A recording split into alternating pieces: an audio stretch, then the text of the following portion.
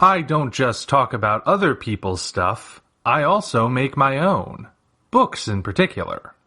To date, I have 4 books you can check out on Amazon. Operation Red Dragon: The Daikaiju Wars Part 1, Occult Mafia, Emerald of Maddox City, and the short story collection Assorted Absurdities, Tales of Kaiju Punk and Other Genres. Hop on down to the description for Amazon links to all 4 books. Enjoy whichever ones you read, and enjoy the video. Hello ladies and gentlemen, I am the Omniviewer, and before we get to the main event, I need to make sure that all of you are caught up. Victorius is a German power metal band comprised of Dirk Skaršiš, Frank Cope, David Babin, Florian Zach, and Andreas Stockhorn. I'm sure I mispronounced all of those, so please forgive me. They had been steadily making a name for themselves with their first 3 albums, but had not seen much fame internationally. In 2018, they released Dinosaur Warfare: Legend of the Powersaurus, a 5-song concept EP which told of an alien invasion thwarted not just by human super soldiers, but also by revived godlike dinosaurs with cybernetic enhancements. Despite its brevity, the album took off.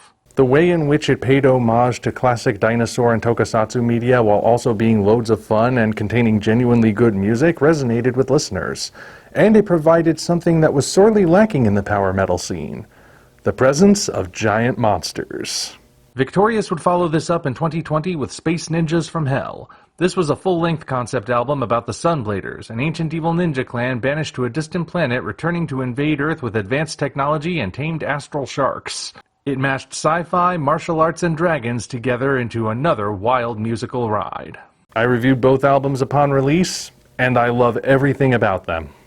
You say that as if nobody could tell. I also thought that it would be a shame if the Holy Dino Force and the Sunbladers didn't meet at some point in the future. Lo and behold, it's 2022, and that crossover has arrived in the form of Dinosaur Warfare Part 2, The Great Ninja War. Guess they must have heard you.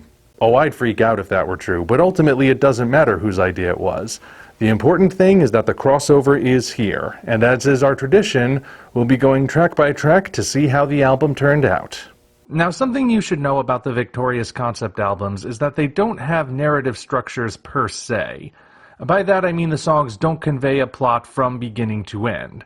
Instead, they establish the premise at the beginning of the album, then the songs which follow are about specific characters or events from within the story. There actually is precedent for that sort of thing in the realm of concept albums, and I covered one in a previous video. Alice Cooper's From the Inside has a similar structure. It first establishes the setting, which might be a rehab clinic or might be a mental asylum, and from there each song is about the people dwelling within. If that can count as a concept album, so can these. Now that we've established that, let's begin.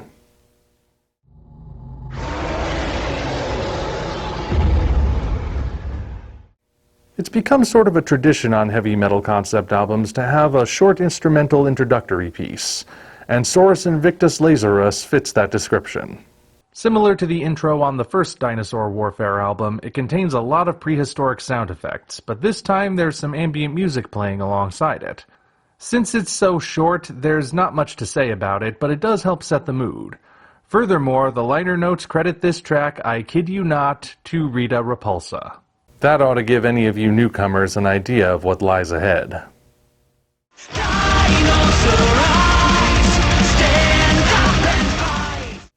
The first full-length song on the album is Victorius Dino Gods, which I have no doubt was an intentional self-reference.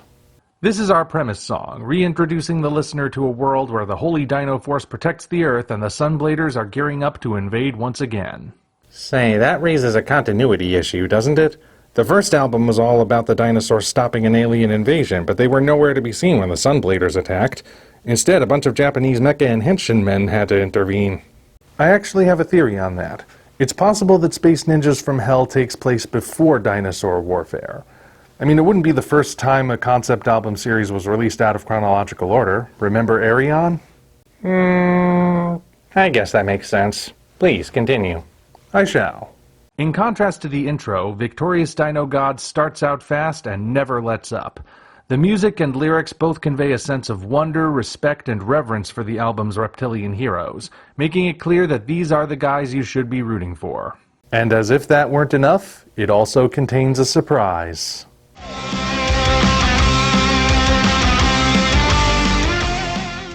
Is that? It is, Snazzy. It's a power metal reinterpretation of John Williams' Jurassic Park theme. They did it. Those crazy sons of guns, they did it! Makes a perfect complement to the Power Ranger sample on the first album, if you ask me.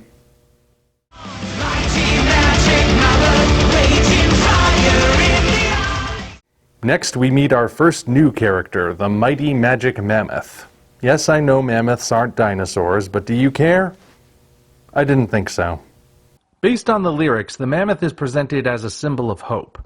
He's not just a fighter, but a guide, one who will lead mankind to a brighter future when the battle is over. He's still tough, and you don't want to get on his bad side, but you do want to follow him wherever he goes. You know, the more I talk about him, the more he starts to sound like Superman in mastodon form. I find that idea oddly appealing. Once again, the pace is quick, the music is fun, and the addition of elephant sound effects is just icing on the cake.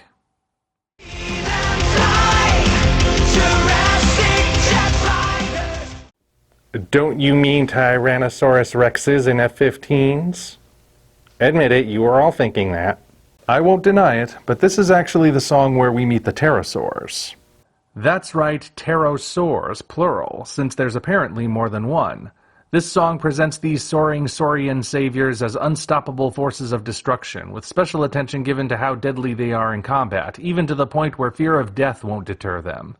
To offset that aspect, a cheeky little spoken reference to Top Gun is thrown in before the guitar solo, and the delivery is so deadpan that it's guaranteed to make you smile whenever you hear it. It's on the shorter side, but that's okay. Airstrikes usually go by quickly. Dinos and Dragons! Dinos and Dragons! Dinos and Dragons is the first song in which the Dinosaurs and the Ninjas share the stage. The song is arranged as two different rallying cries, one for the heroes and one for the villains. Narratively, that's about it, and I realize that doesn't sound like much. However, on this particular track, something interesting is done with the music. Since this was the first single released from the album, I've had plenty of occasions to listen to it on repeat, and I eventually noticed something interesting. When the song changes perspective, it also changes key. I could try describing it to you, but honestly it's better to just hear it for yourself. Here's how the song sounds from the ninja perspective. Fly away, far away, until we see. And now here's how it sounds from the dinosaur perspective. March on, carry on, until we ride into. See what I mean? It's not a big change, but it's just big enough to matter. It's a nice subtle way of letting us know the perspectives have changed without blatantly stating as much. And it demonstrates that these guys really do have great ability as musicians. Katana Kingdom rising. Now we get to our first ninja-centric song with Katana Kingdom Rising. The lyrics serve to reintroduce the Sunbladers from their perspective, and it becomes clear that they don't see themselves as villains. Rather, they paint themselves as noble warriors rising from the ashes to take back what they feel was rightfully theirs to begin with. In a way, that lack of self-reflection makes them even more sinister. This song also marks a departure in terms of tempo. The music up to this point has been very fast-paced, but Katana Kingdom Rising slows things down a bit, sounding more like a military march. Again, it demonstrates the band's ability as proper musicians, and it helps paint the ninjas as proper villains. The fast pace of the Dinosaur songs is meant to get the listener fired up, but the slow pace of this tune sounds more foreboding. It's not a scary song or anything, but there's a clear shift in tone that's appropriate for the album's antagonists. Dinosaur, we hate that kind of war. That's really the title? Well, I guess if you're gonna be cheesy, you may as well load it on thick. Then throw it in the oven until it's all melted and gooey. Now at first, it doesn't seem like God of Roar is anything more than another prehistoric battle anthem, and for the most part that's exactly what it is. Once again, we have a fast pace and blood-pumping music, but the lyrics this time actually contain a hint of foreshadowing as to the album's conclusion. They speak of a prophecy and of powers combining to achieve victory, which we'll see play out later. It may be a small contribution, but it is a significant one, as we'll be seeing soon enough.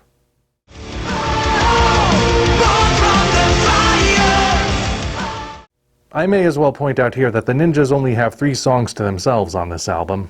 Well, that's only fair. They got a whole album to themselves, while the Dinosaurs only got a short EP last time. True, Snazzy, but that means their limited appearances on this album really need to count. Their last song was a reintroduction, and Night of the Nuclear Ninja ups the ante. Here we learn that the ninjas have taken extra measures to ensure that they can fight the kaiju opposing them. To this end, they expose themselves to radiation, which mutates them into superhumans and removes them from the gene pool by way of sterilization. Okay, I added that last part, I admit. Once again, the song moves at a slower pace, retaining the menace surrounding the villains. That's the second time that's happened on this album.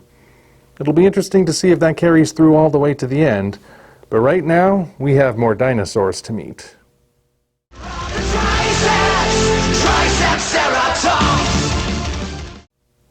Now this one is just plain silly.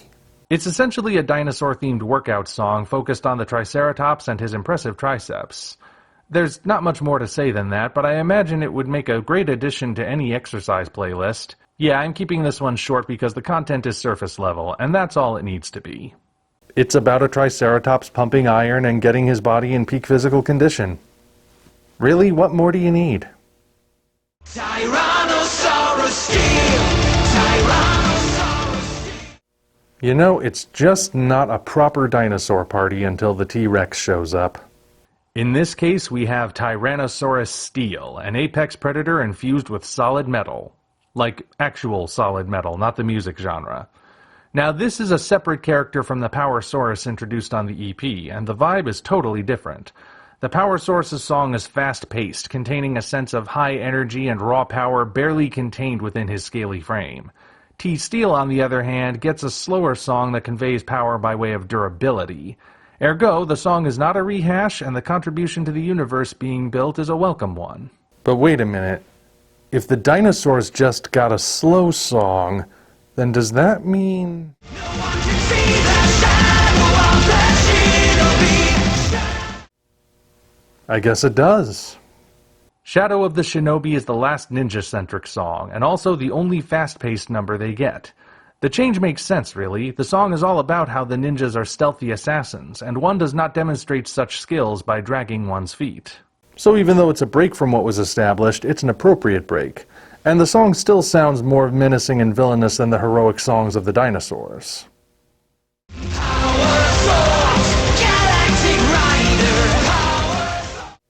And finally we get to the grand finale with Power Zord. This is what God of Roar was referring to earlier.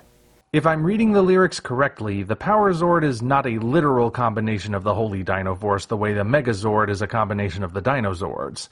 That would be impossible since the dinosaurs are all actual living things rather than robots. Instead, the Power Zord is an ally from space who is as strong as all the dinosaurs put together, and he's here to end the Great Ninja War once and for all. Amazingly, this song provides something that the previous albums were lacking: a proper ending. The first dinosaur warfare concludes with Flames of Armageddon, a song that doesn't appear to have any direct connection to the story. Space Ninjas from Hell, on the other hand, never tells us how the invasion goes and ends with Shinobi Strike 3000, a narrative piece that feels like it should have been at the beginning. But for the crossover, placing Power Zord at the end actually does serve as a finale. The lyrics don't outright state anything from a narrative standpoint, but anyone who's ever watched a tokusatsu series knows that when the big hero shows up, the enemy is toast. Ergo, we know that the Holy Dino Force wins and the Sunbladers lose without needing to be explicitly told, because the band knows that we know. Now that was worth it. This album was everything I'd hoped it would be. Dinosaur Warfare Part 2, The Great Ninja War, doubles down on everything that made the last two albums enjoyable, and thus becomes a great form of musical escapism. The band is clearly having fun with this premise, and as a result, the audience has fun too. Well, the band has certainly carved out its niche, but do you think there'll be any more albums set in this universe in the future? Well, only time will tell, Snazzy. But if this was the last outing for the Dinosaurs and the Ninjas, I'd say it was a high note to end on. Whatever Victorius does from here, they've crafted 3 incredibly fun albums, and this third entry is an overall improvement on what came before. Is it cheesy at times? Absolutely, but people like cheese when it's prepared the right way, and this is a good example of how to do it. Whatever Victorius does next, I will definitely be there for it. Until such time as we meet again, this is the Omniviewer signing off.